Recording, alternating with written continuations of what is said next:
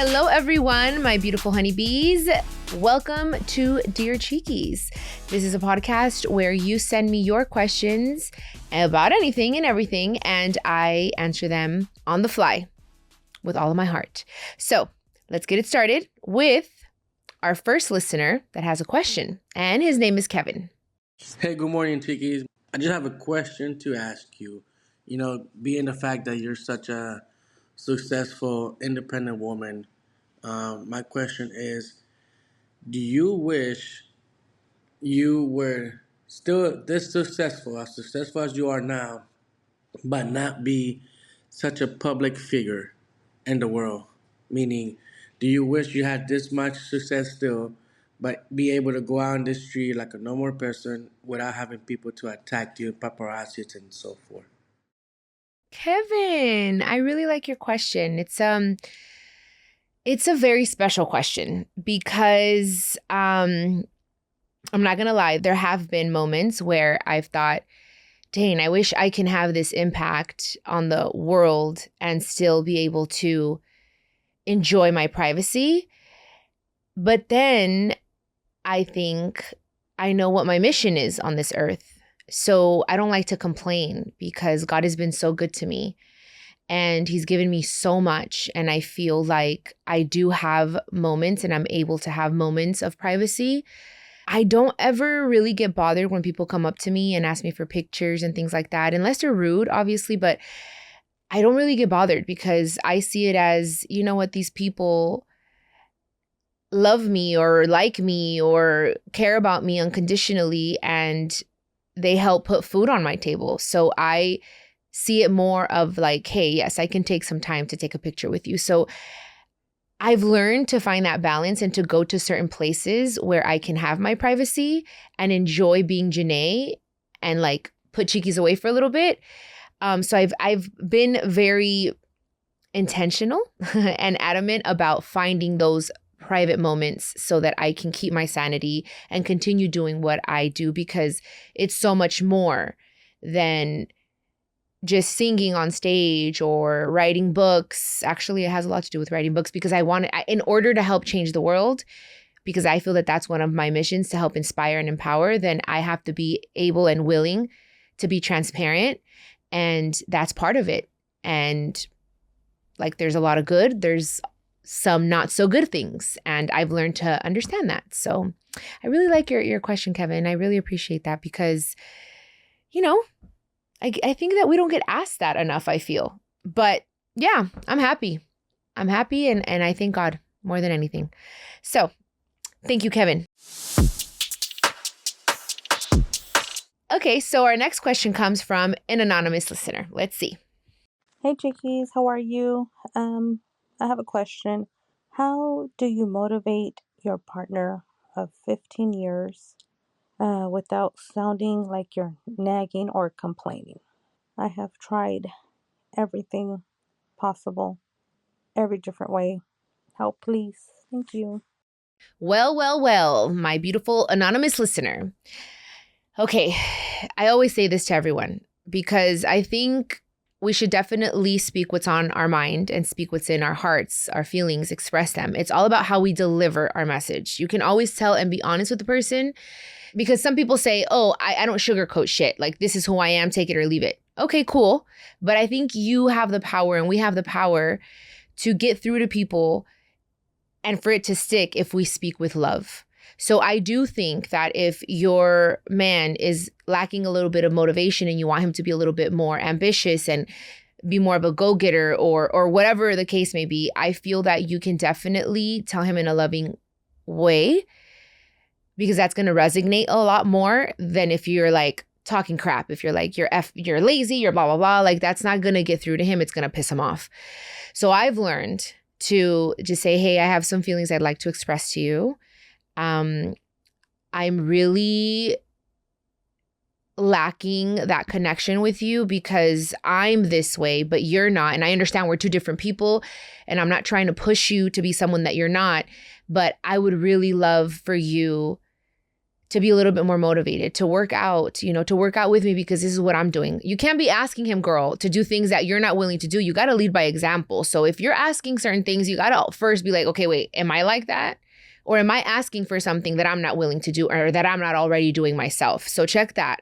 But definitely tell him in a loving way. That's the best thing. That's the best advice I can give you guys is always be honest and be truthful, but it's all in how you deliver your message. I always like to think things through, pray about things before I speak so that I'm in a good place and I'm centered in my higher self so that I'm able to get through to the other person in the best way possible so that they can receive my message in the best way possible. So I hope that made sense and I hope it works out and I hope that he gets a little bit of fire under his ass, All right, so our next question comes from Irma. Let's see. Hi, Chiquis. Thank you for all the motivation you give on your podcast or even on Instagram. I actually saw you through your weight loss journey, and that motivated me. I love the way you look. You're skinny and everything, so that motivated me to lose weight. I actually lost 22 pounds by now, and I really like that you're very motivated and give a lot of support to us women. And my question is, how much water do you drink a day? How many ounces? I know you were talking about your skin routine and all that, but you said drink lots of water, but you didn't say like how many ounces of water do you drink? And also, I know when we drink lots of water, we have to go to the bathroom. Do you have a problem with that? Girl, yes. It? Or do you do any exercises for that? Thank you. Oh, Irma, you're so cute. Thank you so much for your question. And thank you for telling me that I look skinny. I don't think I've ever been I've been hearing that a lot lately. And I just want to look like healthy, But thank you. Thank you for telling me that I've lost weight. I feel very proud of myself as well. It hasn't been easy. And now that we're talking about all that, I'm going to be real honest. You guys know I'm super 100.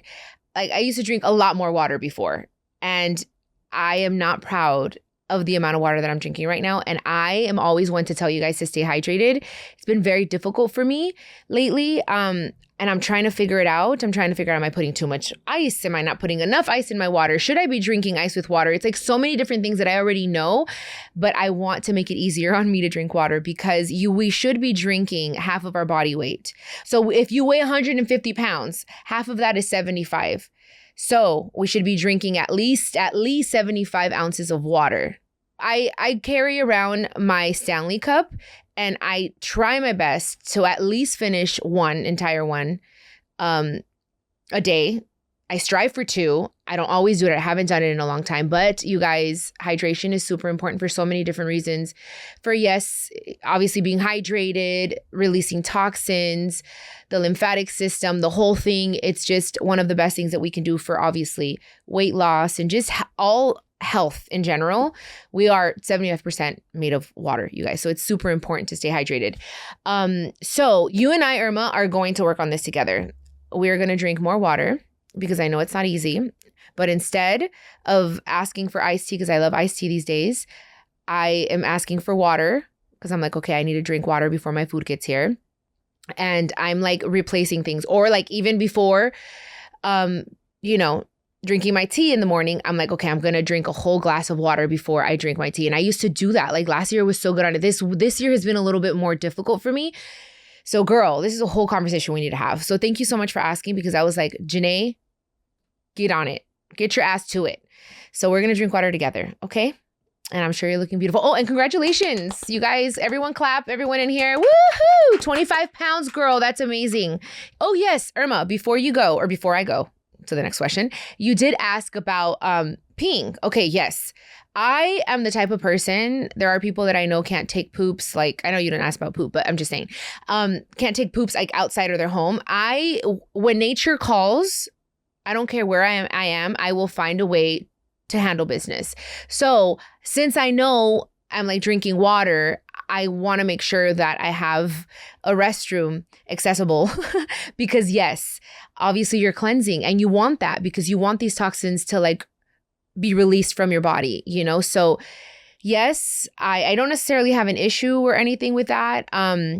When I was going through my whole polyps and everything, like I had a little situation, but Kegels, you know, the vagina exercises are great for helping that as well. I'm doing them right now. I'm holding and then you release and then you hold it and then you release. All of that is very good for tightness, for peeing, all that good stuff. So look it up if you don't know what Kegels are, but there are vaginal. We have muscles in our vagina and you just got to squeeze them and hold it. And you can actually do this as you're peeing.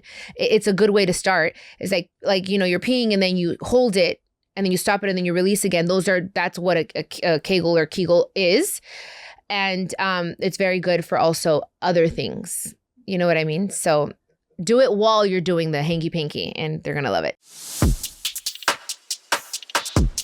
Our next question and our final question comes from Maggie. I wanted to ask, why did you get rid of your makeup Be Flawless? I barely started using it and I loved it. I wish you would bring it back. Honestly, it's the best makeup ever. Maggie, thank you. You're going to make my business partner, Judy, so happy right now because look, my whole passion is skincare. I love skincare. Of course, I love makeup. I wear it. I'm wearing it now. I'm on stage. I'm doing interviews. I need makeup. We all like don't necessarily need it, but we love it, right? As women. I miss my makeup line. I'm not going to lie. And it was really good. You guys know that I like to give you guys quality products. It's super important to me. I just felt a little overwhelmed and I felt like my passion and my heart was in skincare and I wanted to just focus on that. And I felt pulled in so many different directions and I'm not going to lie. You guys know I'm always so honest with you guys. I just feel like it's a very oversaturated industry and so many people like have their makeup lines and I think that's great. I just said, you know what? Like my space is skincare and I could talk about skincare all day long. I didn't really see myself doing like makeup tutorials. It's just not really me. So I was like, you know what, let me leave that to other people. And I can sell you and talk about skincare all day. I've been using it since I was 16 years old. So it's a huge passion of mine. So I just wanted to focus on that more than anything. And, you know, I am proud to say that my mom and I were like the pioneers in that. Like we were one of the first ones that came out with their makeup lines. And I love to see so many women thriving and doing their thing with makeup. It just wasn't necessarily like a huge passion. I love makeup, trust me, but not as much as I love skincare. I guess that's why I was like, you know what? I'm going to focus on this. You never know. I mean, it's something that I can like tap into later, maybe like an organic line of makeup. Imagine that. Like that would be so awesome. All organic ingredients, super vegan, natural. You never know. I mean, I'm always coming out with something. So I'm so glad, Maggie, to know that you love my makeup. It makes me feel so happy.